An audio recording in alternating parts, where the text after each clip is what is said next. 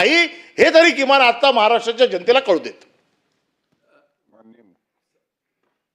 माननीय सभापती महोदय, सन्माननीय परब साहेबांनी जो विषय या ठिकाणी मांडलेला आहे, खरं म्हणजे मी देखील त्याची माहिती घेतली आणि तो व्हिडिओ मी देखील स्वतः बघितलेला आहे. आणि निश्चितच अशा प्रकारचं वर्तन हे आपल्या कोणाहीकरता भूषणावं नाही. याच्याने विधिमंडळाची आणि आमदार म्हणून आपली सगळ्यांचीच प्रतिष्ठा प्रतिमा कुठेतरी कमी होते.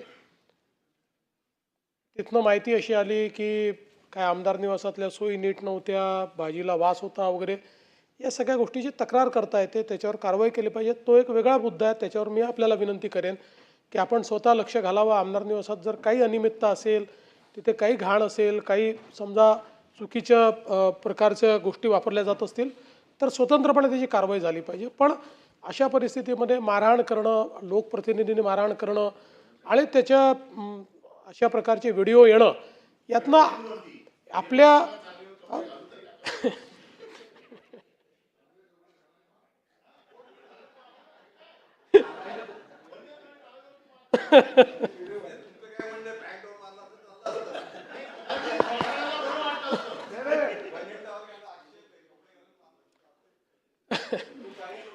नाही, परब साहेबांचं जरी मत असलं की टावेलवर का मारलं, तरी टावेलवर मारलं किंवा कशावरही मारलं तरी ते चुकीचंच आहे, ते योग्य नाही आहे. आणि यातनं यातनं यातनं सगळ्या आमदारांबद्दल लोकांमध्ये भावना चुकीची जाते. आपण कुठेतरी सत्तेचा गैरवापर करतो किंवा आपण सगळे आमदार म्हणून आपलं कंडक्ट योग्य नाही, अशा प्रकारचं लोकांमध्ये या संदर्भातली भावना जाते. आणि म्हणून निश्चितपणे मला असं वाटतं की अतिशय गंभीर बाब आहे.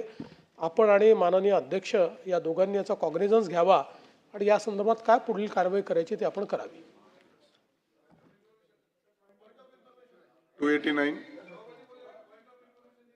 नियम 289 आज प्राप्त झालेल्या 2 सूचना आहेत. दोन्ही सूचना मी माझ्या दालनामध्ये अमान्य करीत आहे. त्यानंतरची घोषणा आज बुधवार दिनांक 9 जुलै 2025 रोजी मान्य केलेल्या महाराष्ट्र विधान परिषद नियम 93 अन्वये सूचना सभागृहाच्या पटलावर ठेवल्याचे मी घोषित करीत आहे. मंगळवार दिनांक 8 जुलै 2025 रोजी मान्य केलेल्या महाराष्ट्र विधान परिषद नियम 93 अन्वये सूचना सभागृहाच्या